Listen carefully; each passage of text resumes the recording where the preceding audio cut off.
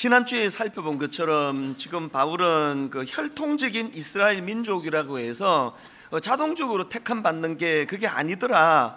그러면서 이제 이삭과 이스마엘 그리고 또 야곱과 에서를 예를 들어 설명하면서 이 하나님의 주권적인 선택에 대해서 강조를 합니다.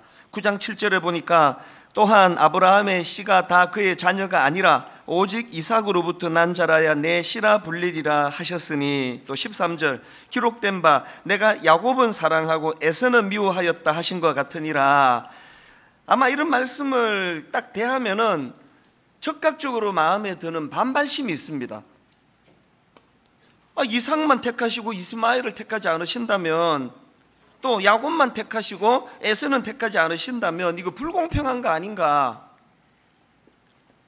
오늘 본문은 바로 이런 반발심 섞인 가상 질문에 대하여 바울이 그걸 예측하고 이제 그 가상 대답을 하는 것으로 전개가 되는 게 오늘 본문입니다. 14절이요. 그런즉 우리가 무슨 말을 하리요? 하나님께 불의가 있느냐? 그럴 수 없느니라. 이 로마서 9장에서의 바울의 전개를 보면 그냥 선포하는 거예요. 앞에서 우리가 6절에서도 그러나 하나님의 말씀이 실패하지 않는다, 하나님의 말씀은 패할 수 없다, 그렇게 선포하고 그 이유를 쭉 설명하는 방식이었다면 오늘 본문도 마찬가지입니다. 14절에서 하나님은 결코 불의하시거나 결코 불공평하지 않으시다, 이걸 크게 전제로 선포하고 그렇게 말할 수 있는 이유를 쭉 이제 설명을 하는 구조인데요. 그렇게 말할 수 있는 이유를 15절에서 이렇게 설명합니다. 모세에게 이르시되 내가 긍휼히 여길 자를 긍휼히 여기고 불쌍히 여길 자를 불쌍히 여기리라 하셨으니, 이 말씀은 그 구약의 출애굽기 33장 19절 말씀을 인용한 내용입니다. 이 출애굽기 33장의 배경이 어떤가 하면 아마 여러분 다 아실 거예요. 홍해를 건너 이스라엘 백성들이 이제 출애굽하고 난 다음에 광야길에서 시내산에서 그들이 금송아지 우상을 만들어 섬기는 그런 죄를 범합니다. 이게 참 아이러니한 게요, 지금 지도자 모세는 하나님께 십계명을 받으러 가 있는 상황인데, 여러분 아시지만 십계명 중에 제1계명이 뭡니까? 하나님 외에 다른 신들을 섬기지 말라. 이 계명이 뭡니까? 우상을 만들지 말라. 이런 내용을 담고 있는 계명을 하나님이 이스라엘을 대표하는 모세에게 주시는 상황인데, 바로 산 밑에서 이런 짓을 지금 저지르고 있는 겁니다. 바로 그 내용을 담고 있는 게 출애굽기 32장 4절인데요 아론이 그들의 손에서 금고리를 받아 부어서 조각칼로 새겨 송아지 형상을 만드니 그들이 말하되 이스라엘아 이는 너희를 애굽 땅에서 인도하여 낸 너희의 신이로다 하는지라. 우리를 애굽에서 이렇게 해방시켜준 그 우상, 이 금송아지를 바로 그런 신으로 지금 숭배를 하는 겁니다. 그리고 6절에도 보면은 이튿날에 그들이 일찍 일어나 번제를 드리며 화목제를 드리고 백성이 앉아서 먹고 마시며 일어나서 뛰놀더라. 여기 나오는 이 뛰놀더라라는 저 표현은요, 바이블 키워드라는 해설서에 보니까 그 당시 이교회의 숭배의식에서 흔히 볼 수 있는 성적으로 난잡한 상태, 어떤 상황인지 짐작이 가시죠. 지금 하나님께서는 이미 모세를 통해서 하나님 명령에 복종하면 복을 받을 것이요 하나님 말씀에 불순종하면 징벌을 당할 것이라고 말씀하시는데, 이미 주셨는데 백성들이 그거에 대하여 정면으로 지금 하나님께 도전하고 있는 거예요. 당신만이 왜 신이냐.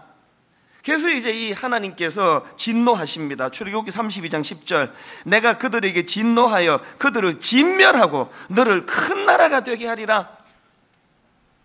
이런 상황에서 유명한 모세의 중보기도가 등장을 하는 거 아닙니까? 그래서 이제 모세가 간절하게 자기 민족을 위하여 중보하는 기도를 하나님 들으시고, 그때 주신 말씀이 오늘 본문에서 바울이 인용한 출애굽기 33장 19절입니다. 여호와께서 이르시되 내가 내 모든 선한 것을 내 앞으로 지나가게 하고 여호와의 이름을 내 앞에 선포하리라. 그 다음에 나는 은혜 베풀 자에게 은혜를 베풀고 긍휼히 여길 자에게 긍휼을 베푸느니라. 이게 15절에서 바울이 그대로 따온 내용 아닙니까? 자, 그러니까 지금 그 가상 질문, 사람들이 그 하나님을 오해해가지고 하나님이 누구는 택하고 누구는 택하지 않는 그런 하나님이라면 하나님이 불공평한 거 아니냐? 이거에 대하여 바울이 지금 설명하는 거예요. 무슨 논리인지 아시겠죠? 당신들 말대로 둘 다 택함 받아 자격이 있는 사람인데 그 중에 하나만 택하고 하나는 버리셨다면 당신들 말이 맞다. 그러나 금송아지 사건을 통해서 모두가 다 하나님 앞에 징벌을 받아서 하나님이 그들을 건져주지 않으신다 해도 아무도 할 말이 없는 상황에서 하나님의 특별한 은혜가 임해서 그들 중에 일부를 구원해 주셨다면 이걸 가지고 불공평하다고 말할 수 있느냐? 그 논리예요. 제가 쉽게 설명을 드릴게요. 지난주에도 제가 우리 강아지 이야기를 예를 들었는데요, 사실대로 말해가지고 우리 집 강아지는 저같이 너무나 좋은 주인을 만났기 때문에 세상 말로 개팔자가 상팔자가 된 케이스예요. 하여튼 우리 5 식구 중에서 제가 제일 인자하고 또 어진 주인이란 걸 얘가 이미 알기 때문에요, 아침에 자다가도 제가 이렇게 식탁에 딱 앉으면 타타타타 뛰어와요. 그리고 옆에 있는 식탁으로 뛰어 올라와요.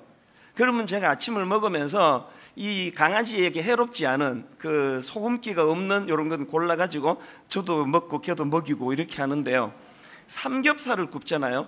그러면은 이제 그 이 귀한 강아지가 그 피게 덩어리 이런 거 먹으면 그 콜레스테롤하고 안 좋잖아요. 그래서 이제 그 삼겹살을 먹이는데 피게 덩어리는 떼서 내가 먹고 고기는 얘를 줘요. 살코기를 주면 그거를 아주 맛있게 잘 먹습니다. 내가 어떨 때 이 삼겹살을 떼서 피게 먹고 살코기 주면서 지금 누가 개고 누가 사람인지 헷갈릴 때가 있습니다. 그렇게 지극정성으로 키우거든요. 그리고 잘 때 보면은요, 안방 침대에 부부 사이에 얘가 드러누워가지고 배 드러내고 팔자로 가관이에요. 그리고 막 얼마나 편하게 자는지 코까지 골아요. 그렇게 이렇게 그 배 드러내고 자는 거를 보면서 참 네가 정말 주인 잘 만났다 그렇게 생각하는데요. 자, 여기서 한번 생각을 해보세요. 제가 이제 강아지를 데리고 산책을 나가니까요, 저기 있었던 유기견이 보이는 거예요. 그럼 이 강아지가 나한테 화가 나는 거예요. 우리 주인은 너무 냉정한 주인이다. 나는 구해주고 똑같이 이제 불쌍한 유기견은 구해주지 않는, 그래서 우리 주인은 굉장히 그 불의하고 그 불공정한 주인이다. 이렇게 늘 얘가 나한테 대해서 그 불만을 갖고 있다면 이게 공정한 이야기입니까? 6.25 전쟁이 터지고 전쟁 고아가 막 양산이 돼가지고 그때 뭐 고아원마다 그냥 막 더 이상 수용이 어려울 정도로 넘쳐났다 그러는데, 어느 후덕한 부부가 참 고아원을 방문해서 그 중에 참 불쌍해 보이는 한 애를 집으로 입양을 시켜가지고 그렇게 양자 삼아 줬는데, 이 양자 삼은 아들이 그 아버지한테 늘 불만이 많은 거예요. 왜 나만 구해주느냐고. 지금 여전히 나랑 절친했던 내 친구는 고아원에서 그런 열악한 생활을 하고 있는데, 그리고 또 다른 내 친구 하나도 거기서 지금 얼마나 어려운 상황에 처해 있는데 왜 우리 주인은 이렇게 불공평한 것이야.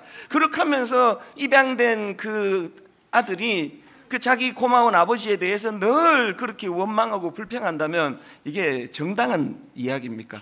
이게 딱 오늘의 우리라는 거예요. 지금 그 얘기를 하고 있는 겁니다.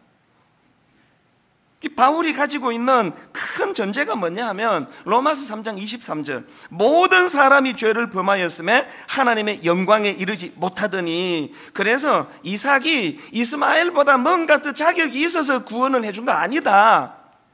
야곱이 에서보다 뭔가 하나님 보시기에 특출난 뭐가 있어서 그를 택해준 거 아니다. 그래서 여러분 지난 주일날 여러분 마음으로 반발심이 생길 수밖에 없었던 나기도 전에, 무슨 선이나 악을 행하기도 전에 하나님이 택해 주셨다는 건요, 여러분 그 헷갈리라고 주신 말씀이 아니고 지금 택함을 받은 이삭이, 택함을 받은 야곱이 더 잘난 게 있어서 택함을 받은 게 아니라는 걸 강조하는 구절이라는 거예요.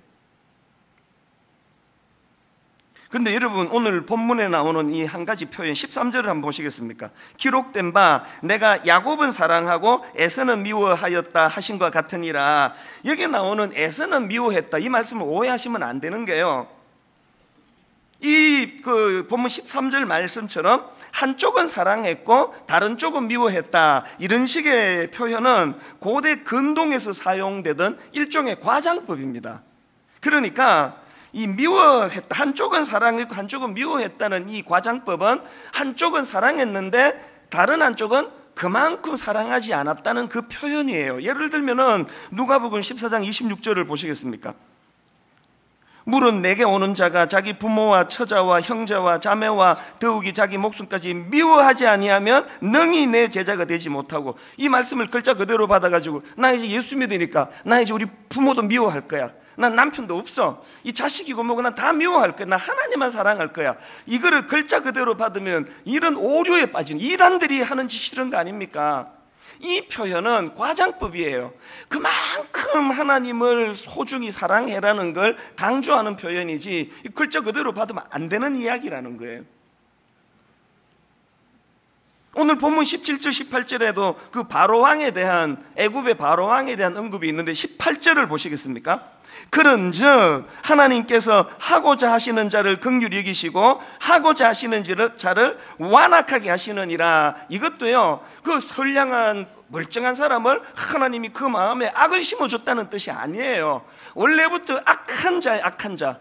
그렇게 그 이스라엘 백성들을 착취하고 하나님이 그들을 풀어주라고 그렇게 말씀하심에도 아주 강팍한 마음을 가지고 있었던 바로왕인데요, 하나님께서는 그 강팍한 바로왕의 악한 마음까지도 선하게 사용하셔서 그 일을 통하여 이스라엘 백성들이 하나님의 놀라운 역사와 일하심을 깨닫게 하는 도구로 사용을 하셨다는 그 이야기예요. 그러는 과정에서 하나님이 악을 심어준 게 아니에요. 원래부터 악한 사람이에요. 이런 식으로 바울이 지금 오늘 본문에서 쭉 하나님은 절대 불공평하신 분이 아니다는 걸 피력하는데, 그러다 보니까 본문에 막 계속 흐르는 게 하나님의 긍휼하심에 대한 강조예요.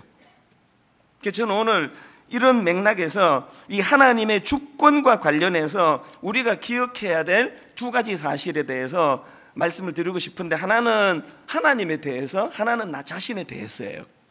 자, 첫째로요, 하나님에 대해서는 하나님의 존재를 신뢰하기예요. 하나님의 주권을 인정하시려면 하나님의 존재를 신뢰하신다, 해야 된다.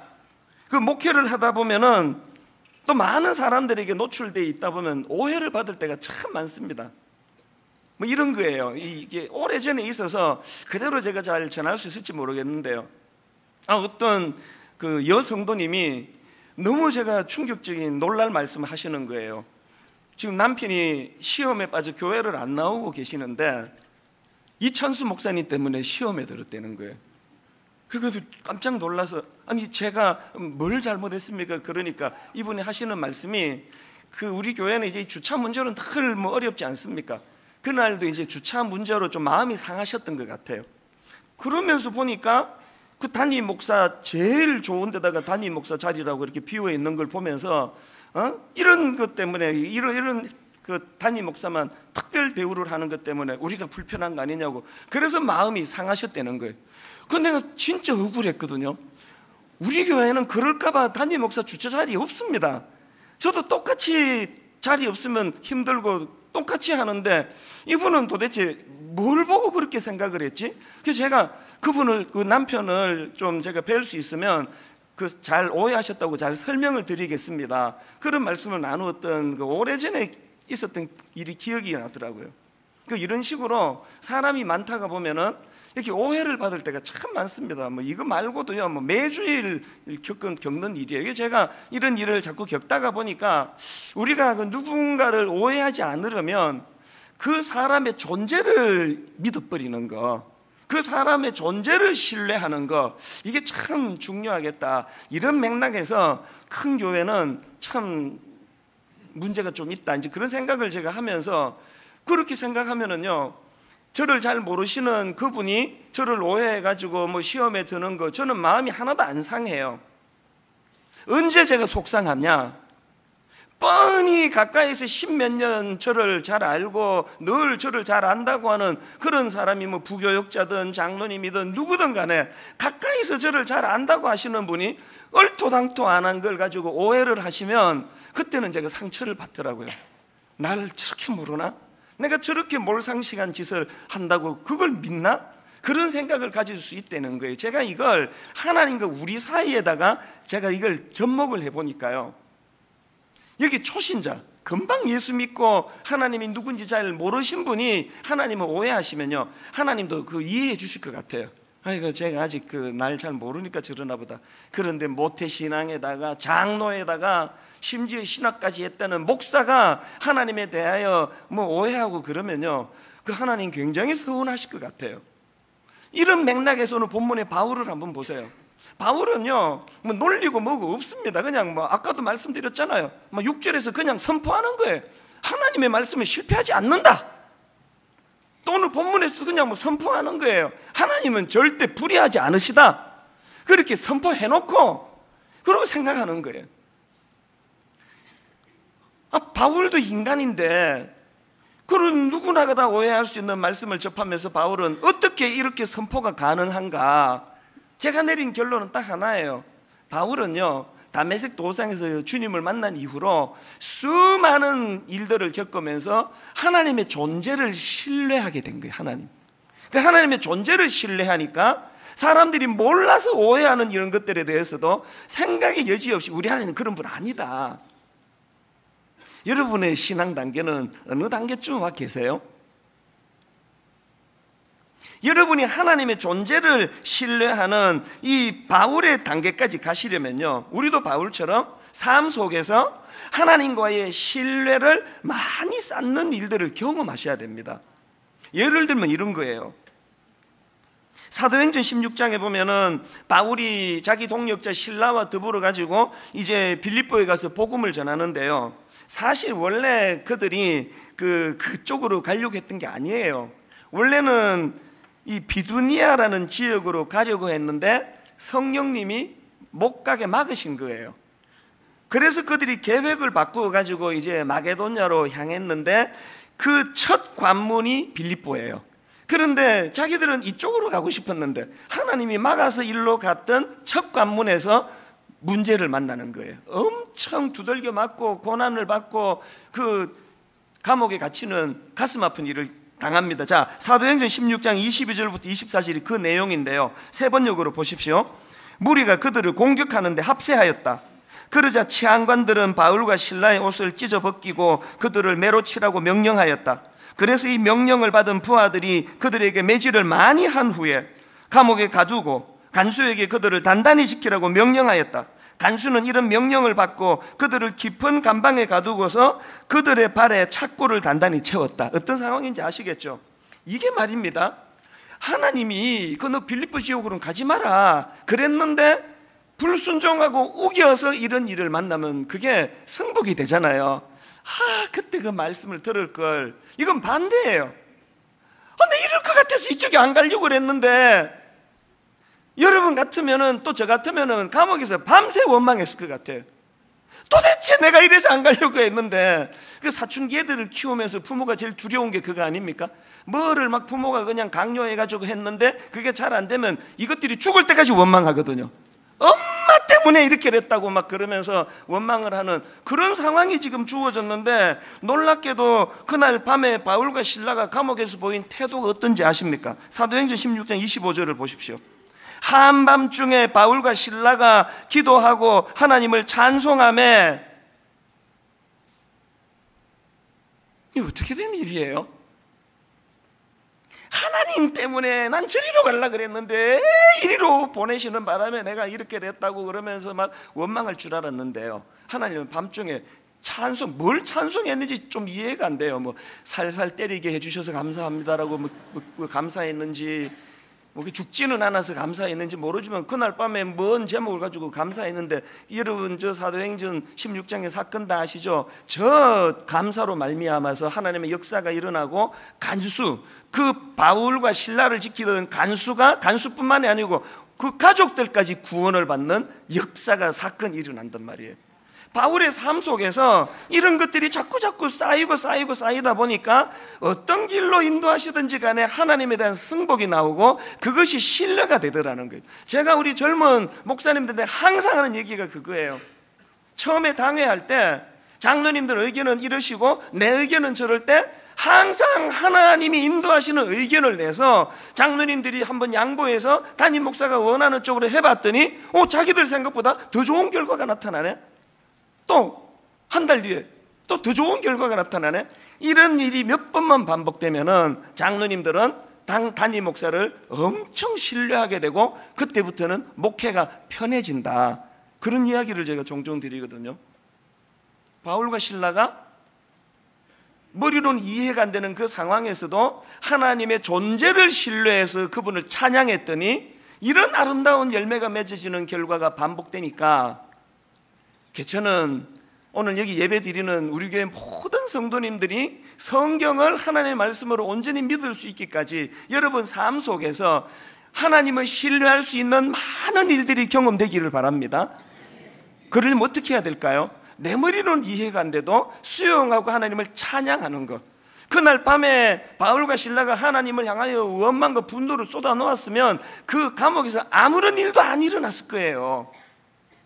하나님께 승복하고 하나님의 말씀에 신뢰하면서 하나님의 주권을 인정해 드릴 때 우리 인생에도 기적 같은 일들이 일어날 줄로 믿습니다. 그런가 하면 두 번째로 하나님의 주권과 관련해서 기억해야 되는 게 뭐냐?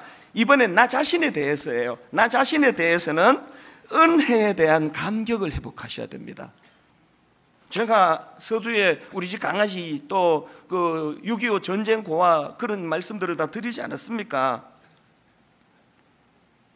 고신대 우병훈 교수가 쓴 아티클에 보니까 그 헤르만 바딩크의 개혁 교의안 2권에 나오는 내용을 인용을 하는 걸 봤는데 한번 내용을 들어보십시오. 예정은 하나님 자신의 사랑에서 나왔습니다. 만일 예정이 정의와 공로에 기초했다면 모든 사람이 구원받을 수 없었을 것입니다. 하지만 예정이 은혜를 따라 역사하심으로 심지어 가장 비참한 사람에게도 희망이 있습니다. 즉 예정론을 설명하는 이 글을 읽으며 이게 너무 감동이 됐던 게 딱 내 얘기네. 이게 뭘 보고 구원하는 식의 일을 하지 않으시고 어머니 뱃속에 들어가기도 전에 하나님이 나를 택해 주셨다는 이 은혜가 있었기 때문에 내가 지금 이 자리에서 지금 그도 목사 노릇하고 있는 거 아닌가, 이 감격이 되더라고요. 여러분에게 이 감격이 있습니까? 지금 우리같이 자격 없는 것들을 부여해 주시고 택해 주시는 것 때문에 하나님이 무자비하다고 불공평하다고 오해를 받아가시면서까지 우리를 선택해 주신 그 은혜에 대한 감격이요. 우리가 바울에게서 배워야 되는 게 바로 이 모습이에요. 어제부터 지금 우리가 하고 있는 그 큐티가 이제 갈라디아서로 이제 들어가지 않습니까? 제가 어제 아침에 갈라디아서를 이제 1장을 제가 묵상을 하는데 보니까요, 갈라디아서 서두에 바울이 이렇게 선포합니다. 1장 1절. 사람들에게서 난 것도 아니요 사람으로 말미암은 것도 아니요 오직 예수 그리스도와 그를 죽은 자 가운데 살리신 하나님 아버지께로 말미암은 사도된 나 바울은. 얼마나 당당합니까? 얼마나 감격이 묻어 있습니까? 그런가 하면 갈라디아 1장 13절에 내가 이전에 유대교회에 있을 때에 행한 일을 너희가 들었거니와 하나님의 교회를 심히 박해하여 멸하고, 바울은요 하여튼 막 틈만 나면은 그 자기 험담을 자기가 들추어내는 거 아닙니까? 다른 사람이 막 험담을 해도 이게 가려야 되는 게 우리 세상의 그 처세술인데, 막 가는 데마다 내가 얼마나 악했는지 아느냐? 내가 얼마나 포악했는지 아느냐? 이 바울은 처세술은 잘 못 배운 것 같아요. PR이 뭡니까? PR이 자기를 PR한다. 피할 건 피하고 알리는 거 알리는 게 PR 아닙니까? 바울은 막 자기 약점을 막 다 드러내는 게 왜 이렇게 자기의 그 포악한 옛날을 자꾸 그 들추어내는 겁니까? 왜 그렇다고요? 자기의 그 자격 없음이 드러나면 드러날수록 이런 자조차도 택해 주시는 하나님의 택하심의 은혜가 부각이 되거든요. 이것이 드러나거든요. 제가 이 예를 내가 들까 말까 내가 그저께부터 계속 갈등하다가 들기로 했는데요. 무슨 얘기인가 하면은 그 옛날 어른들이 이제 막 이 은혜의 감격이 막 넘칠 때 그 철학기도 같은 데 보면은 막 기쁨에 못 이겨서 찬양할 때 보면은 이 어른들의 박수가 이제 이 해병대 박수가 여기서 나온 것 같아. 마음에 가득한 의심을 깨치고 지극히 화평한 마음으로. 이걸 할까 말까 한 건 아니고 그 다음입니다. 들어보세요. 그게 참 인상적이었어요. 할머니들이 그렇게 밤 늦게까지 손뼉을 치며 찬양하는데요, 방금 제가 불러드렸던 이 찬송가 257장은 그 중에 대표적인 찬양이에요. 마음에 가득한 의심을 깨치고 지극히 화평한 마음으로 찬송을 부르면 어린 양 예수의 그 피로 속죄함 얻었네. 2절도 참 가사가 감동적이. 금이나 은같이 없어질 보배로 속죄함 받은 것 아니요, 거룩한 하나님 어린 양 예수의 그 피로 속죄함 얻었네. 저한테 인상적인 게 3절이에요. 나 같은 죄인이 용서함 받아서 주 앞에 옳다함 얻으면 확실히 믿기는 어린 양 예수의 그 피로 속죄함 얻었네. 내가 할까 말까 망설인 게 이건데요, 제가 그 어릴 때 그 어떤 할머니 권사님 생각이 나는 거예요. 이분은요, 이 3절을 가사를 개사를 하는데 이렇게 바꾸어서 부르시는데요, 나 같은 쌍년이 용서함 받아서 주 앞에 옳다함 얻으면.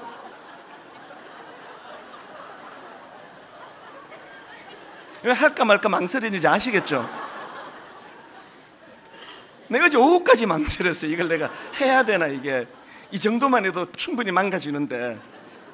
그래서 제가 쌍년 이거를요 사전으로 검색을 해봤습니다. 이게 과연 입에 담기 어려운, 너무 저속하면 쓰면 안 되니까 제가 그 사전을 찾아보니까 쌍년을 이렇게 설명하더라고.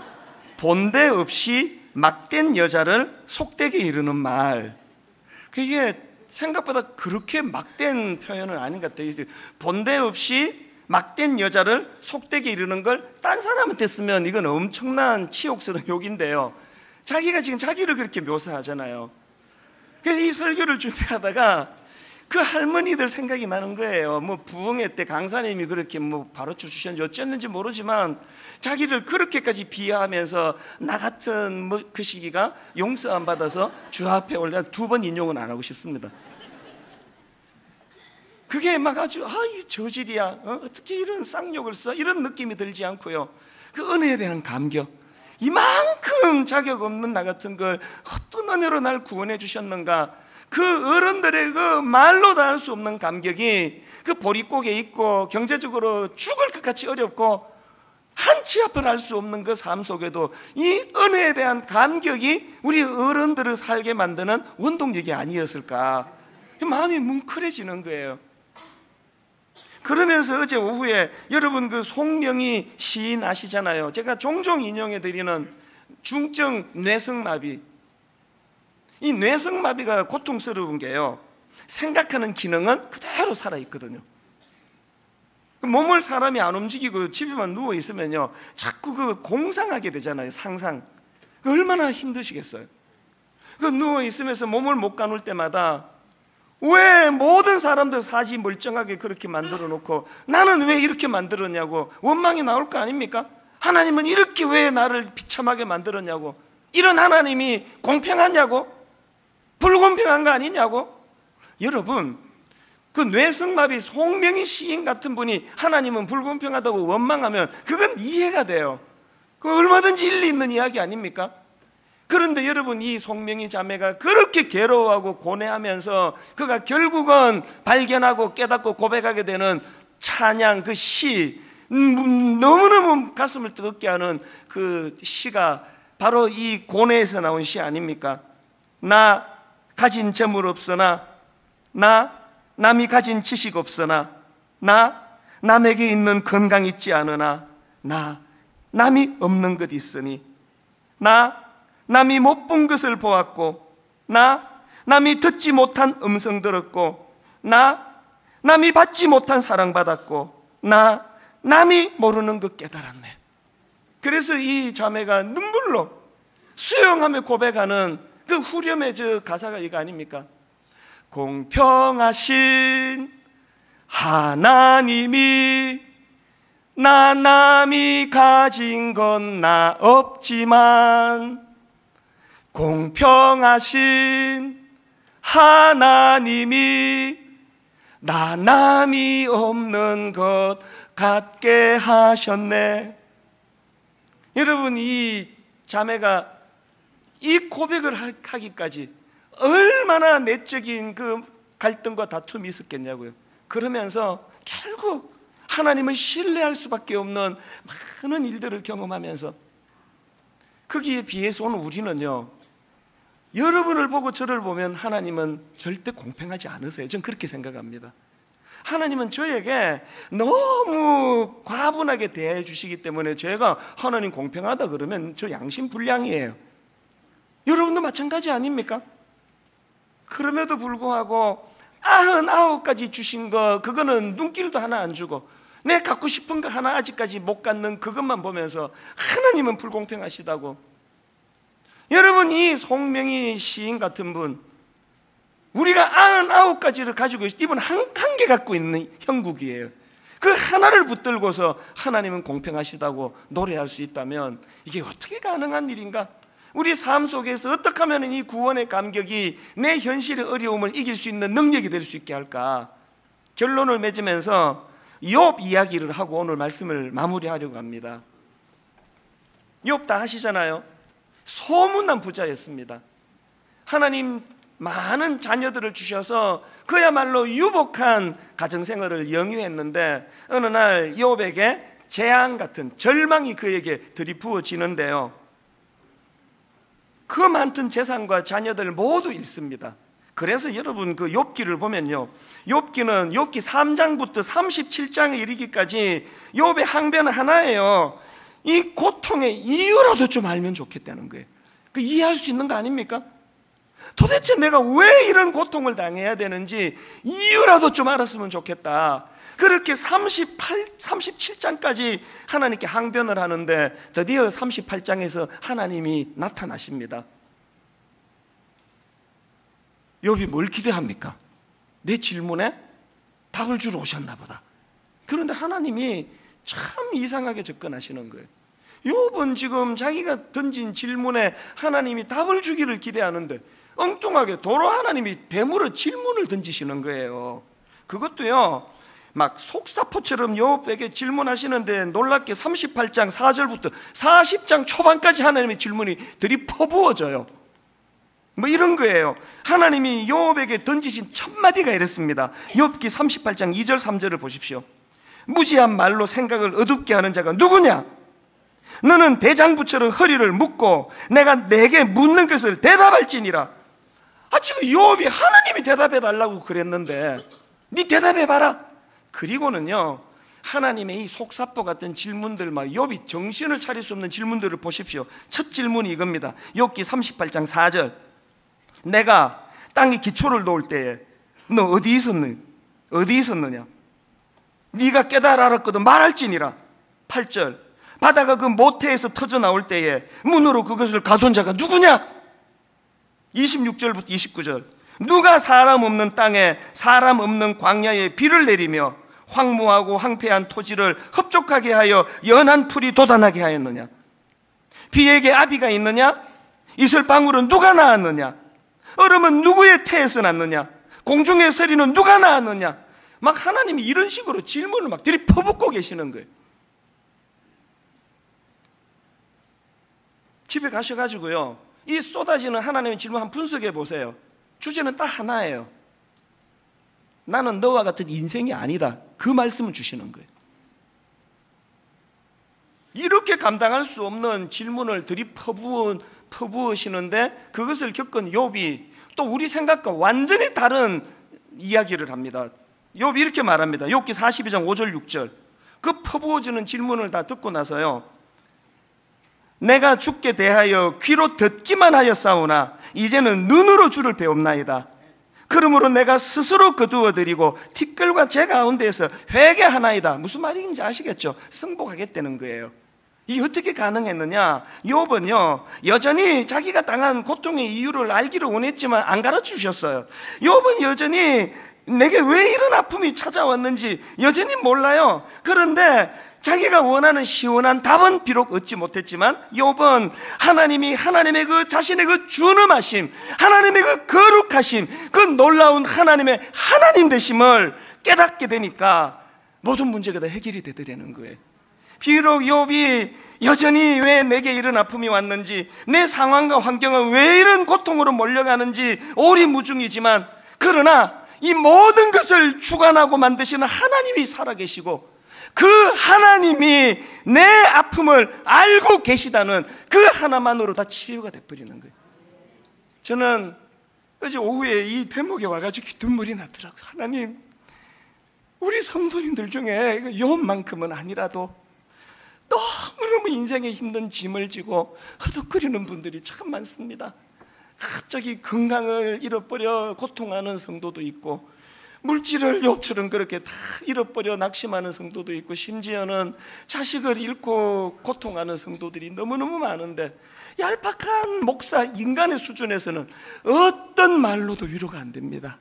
하나님이 욥에게 그렇게 하셨던 것처럼, 비록 우리 모두가 다 이 무거운 인생의 정답을 다 알고 살지는 못한다 할지라도, 하나님 오늘도 이 역사를 주관하고 계시고, 그 하나님이 내 눈물, 내 아픔을 알고 계셨구나. 하나님이 이거 하나만으로도 충분한, 오늘 이렇게 아프고 저렇게 상한 우리 사랑하는 주님의 자녀들에게 하나님 이 깨달음의 은혜를 허락해 주시기를 원합니다. 먼지 같은 이 우주 앞에 먼지 같은 우리 이 존재가 우주를 창조하신 하나님을 다 알아서 믿을 수는 없지만, 다 납득이 되고 다 이해가 되고 그렇게 살아갈 수는 없지만, 창조주 되신 하나님이 여러분 삶 속에서 창조주 하나님에 대한 신뢰가 쌓여가 하나님의 주권을 인정해드리고 자격 없는 날 구원해 주신 그 은혜에 감사와 감격이 넘치는 그런 주님의 자녀들 되시기를 주님 이름으로 축복합니다. 여러분, 그 송명희 시인이 눈물로 썼던 그 찬양이요, 그 책을 저는 시집을 샀거든요. 본인이 직접 쓴 거예요. 그 삐뚤빼뚤 나 가진 재물 없으나, 나 남이 가진 지식 없으나, 나 남에게 있는 건강 있지 않으나, 그 한 글자 한 글자를 보면서 눈시울이 붉어졌던 기억이 있습니다. 하나님, 오늘 이 송명희 자매의 승복이 하나님을 향한 저의 승복이 되기를 원합니다. 가사를 생각하시면서 함께 이렇게 찬양하시겠습니다. 나 가진 재물 없으나, 나 가진 재물 없으나, 나 남이 가진 지식 없으나, 나 남이 가진 지식 없으나, 나 남에게 있는 건강 있지 않으나, 남에게 있는 건강 있지 않으나, 그러나 나 남이 없는 것 있으니. 남이 없는 것 우리 다시 한번 고백하실랍니다. 나 가진 재물 없으나, 가진 재물 없으나, 나 남이 가진 지식 없으나, 남이 가진 지식 없으나, 나 남에게 있는 건강 있지 않으나, 남에게 있는 건강 있지 않으나, 나 남이 없는 것 있으니. 남이 없는 것 있으니, 나 남이 못 본 것을 보았고, 남이 못 본 것을 보았고, 나 남이 듣지 못한 음성 들었고, 듣지 못한 음성 들었고, 나 남이 받지 못한 사랑 받았고, 남이 받지 못한 사랑 받았고, 나 남이 모르는 것 깨달았네. 남이 모르는 것 깨달았네. 여러분, 그래서 이렇게 선포합니다. 고백합니다. 공평하신 하나님이, 공평하신 하나님이 나 남이 가진 건 나 없지만, 공평하신 하나님이 나 남이 없는 것 같게 하셨네. 공평하신 하나님이,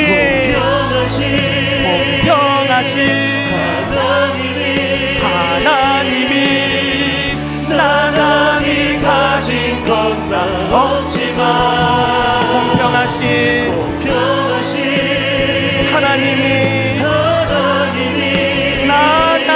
없는 것 같게 하셨네. 하나님, 우리도 바울처럼, 하나님, 우리도 송명희 시인처럼 오늘 하나님의 주권과 관련한 이 두 가지 하나님에 대해서는 그 존재를 신뢰하기를 원합니다. 나 자신에 대해서는 자격 없는 나, 너무너무 부끄럽게 짝이 없는 바울처럼 과거만 떠올리면 얼굴이 붉어지는 초라한 나지만, 이런 나 같은 것 조건 없이 선택해 주신 그 은혜에 대하여 하나님 은혜의 감격이 회복되기 원합니다. 내 가슴이 뜨거워지고 이 십자가 사랑의 은혜가 내게 너무 풍성해서 현실의 아픔과 고난을 이길 수 있는 힘이 될 수 있게 해달라고 우리 송명희 시인이 모범을 보여주고 있는 것처럼, 우리 한 번 더 이 찬양 부를 동안에 성령님이 이 가사 하나하나가 있어서 부르는 게 아니라 내 입술에 내 심령의 고백이 되기 원합니다. 이렇게 노래합니다. 나 가진 재물 없으나, 나 남이 가진 지식 없으나, 나 남에게 있는 건강 있지 않으나, 그러나 우리가 기죽지 않는 이유, 나 남이 없는 것 있으니, 그것들이 무엇입니까? 나 남이 못 본 것을 보았고,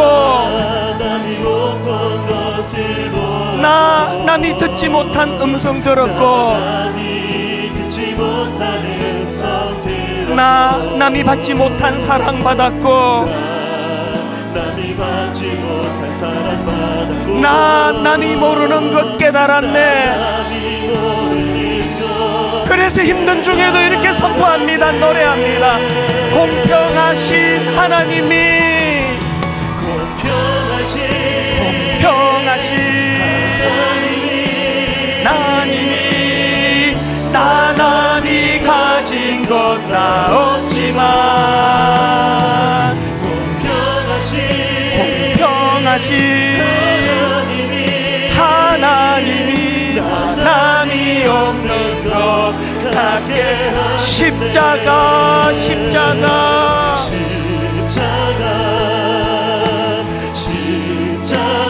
그 그늘 아래 내 소망이 있네. 십자가, 십자가, 그 그늘 아래 내 생명이 있네. 이 십자가 의지하여 공평하신 하나님이,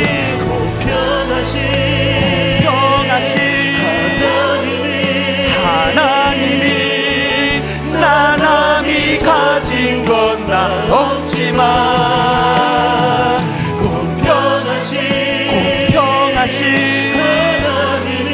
하나님이 나 남이 없는 것 같게 하셨네. 오늘 말씀을 기억하며 우리 통성으로 같이 기도하시겠습니다. 살아계신 하나님 아버지, 오늘 이 말씀이 우리 삶의 아버지 능력이 되기를 원합니다. 살아있는 생명이 되기를 원합니다. 살아계신 하나님 아버지,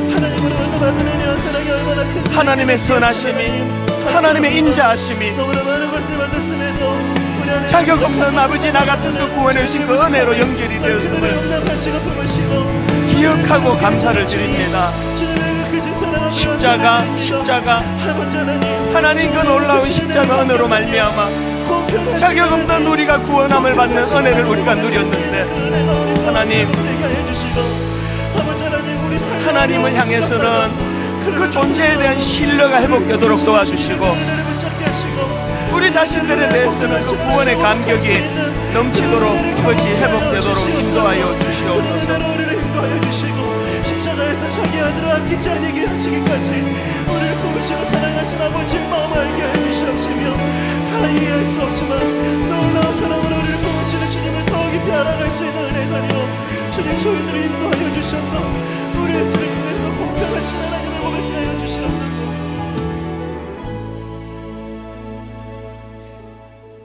우리는 그리스도 안에서 그의 은혜의 풍성함을 따라 그의 피로 말미암아 속량 곧 죄사함을 받았느니라.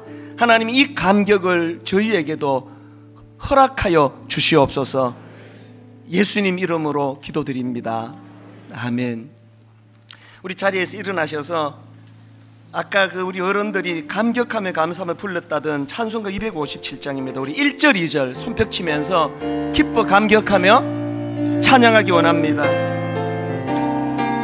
마음에 가득 찬 의심을 깨치고 지극히 화평한 마음으로 찬송을 부르면 어린 양 예수의 그 피로 속죄함. 마음의 감격을 가지고 속죄함 주 예수 내 죄를 속했네. 할렐루야 소리를 합하여 함께 찬송하세. 그 피로 속죄함. 금이나 은같이 없어질 보배로 속죄함 받은 것 아니요. 거룩한 하나님 어린 양 예수의 그 피로 속죄함 얻었네. 속죄함 주 예수 내 죄를 속했네. 할렐루야 소리를 합하여 함께 찬송하세. 그 피로 속죄함